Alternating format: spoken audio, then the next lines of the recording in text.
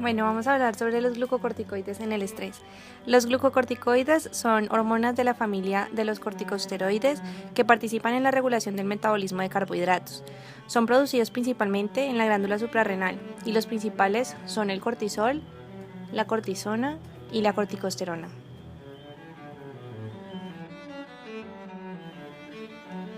Actúa en situaciones de estrés como la ansiedad, el dolor, el miedo, ayuno, hipoglicemia o lesiones físicas.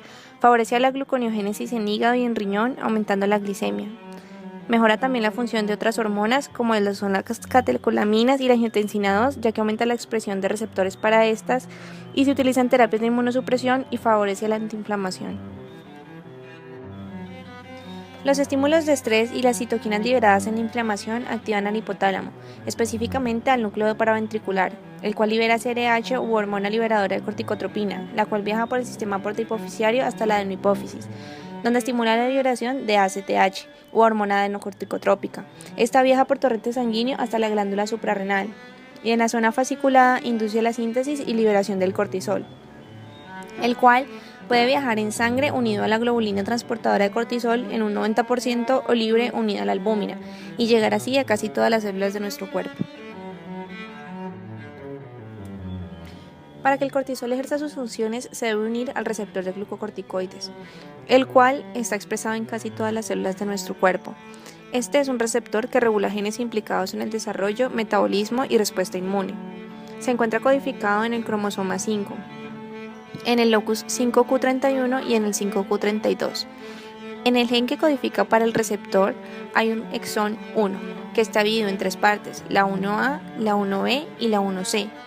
Estos exones son de iniciación de la transcripción y no son traducidos. Cualquiera de esos tres puntos, el A, el B o el C, de iniciación se van a unir a un exón común 2, el cual es constante junto con el 3, 4, 5, 6, 7 y 8. Existe un último exón que es el 9, el cual tiene dos isoformas, el 9-alfa y el 9-beta.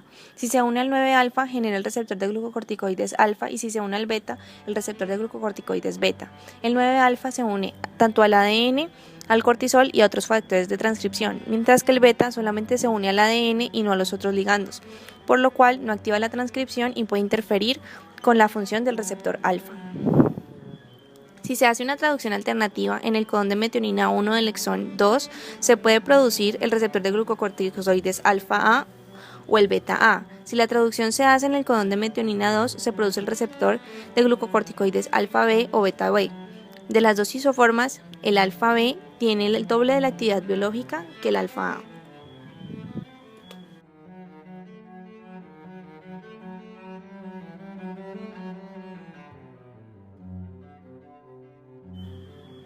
El receptor de glucocorticoides se encuentra unido a proteínas de choque de calor, las cuales evitan que sea degradado. Cuando se une el cortisol, estas proteínas se separan para que el complejo receptor cortisol pueda ejercer su función en el núcleo.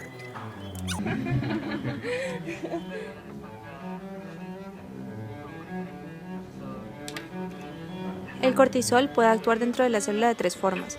La primera, cuando entra a la célula se une a su receptor en el citoplasma. Ese complejo receptor cortisol entra en el núcleo y se une a elementos de respuesta a glucocorticoides.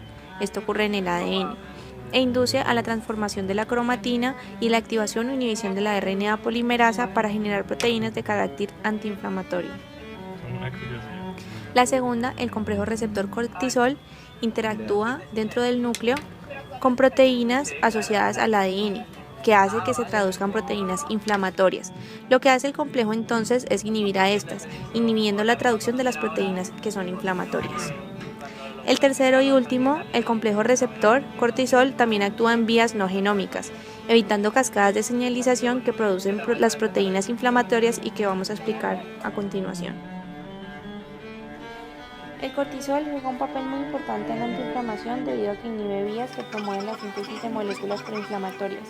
Lo hace de tres maneras. La primera es que en condiciones normales el factor nuclear que está en el citoplasma se encuentra inhibido por el I-kappa-beta, pero entonces cuando llegan moléculas proinflamatorias lo que hacen es activar a la I-kappa-beta quinasa, la cual que tiene como función fosforilar al I-kappa-beta, lo ubiquitina y lo manda al protosoma para que sea degradado. Entonces el factor nuclear queda libre en citoplasma y así puede entrar hasta el núcleo. Una vez en el núcleo, interactúa con el ADN para generar moléculas de carácter proinflamatorio como citoquinas, receptores y moléculas de adhesión, las cuales lo que van a hacer es activar a la COX-2 y esta va a convertir el ácido araquidónico en prostaglandinas y en tromboxanos.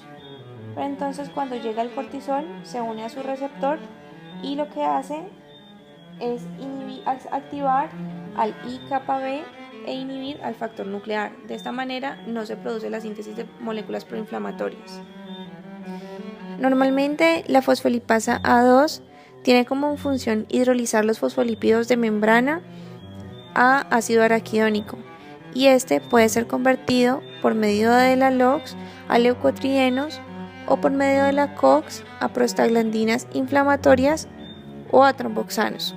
Pero entonces una vez llega el cortisol y se une a su receptor en el citoplasma, puede activar a una proteína inflamatoria que es la annexina 1, la cual tiene como función inhibir a la fosfolipasa 2 y de esta manera no permite la producción de proteínas inflamatorias. Las citoquinas, la luz ultravioleta y las bacterias logran activar a la cinasa YUN N-terminal, la cual fosforila a la YUN y a la FOS, que son factores de transcripción que pueden entrar al núcleo, interactuar con el ADN y de esta manera generar proteínas de carácter proinflamatorio. Pero entonces cuando llega el cortisol y se une a su receptor, lo que él hace es activar a las MAP quinasas fosfatasa 1 que inhiben a la cinasa YUN N-terminal y también inhiben a la vía de las MAP quinasas, entre ellas la fosfolipasa 2, que lo que hace es convertir el ácido araquidónico a moléculas inflamatorias, y si esta vía no sucede, entonces esas moléculas no se pueden producir. Dentro de los efectos adversos que podemos encontrar por el exceso de cortisol está la inmunosupresión, y esto es causado debido a que se bloquea la síntesis de citoquinas proinflamatorias y de moléculas de adhesión, lo cual causa una disminución en la producción de macrófagos, linfocitos, células dendríticas y mastocitos, dejando a la persona propensa a infecciones a repetición.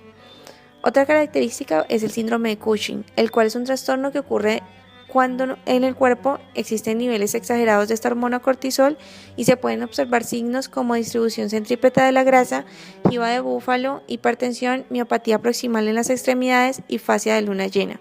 Puede ser causada de manera exógena por el uso prolongado de medicamentos o de manera endógena por tumores que pueden ser en la glándula suprarrenal, los cuales se consideran primarios, en la hipófisis considerados como secundarios y en el hipotálamo considerados como terciarios.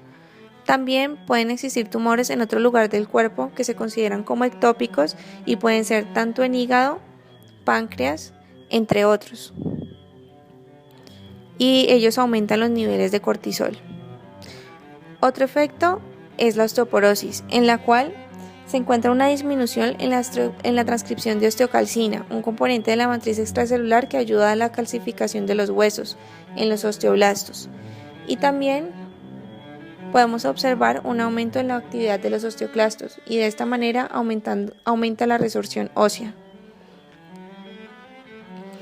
Otro elemento que podemos encontrar como efecto adverso es la disminución en la tasa de crecimiento de los niños debido a que se disminuye la tasa de proliferación de condrocitos y también se inhiben las señales de factor similar a la insulina 1, por lo cual no se genera el estirón de los 12 años y los niños quedan con una estatura relativamente baja.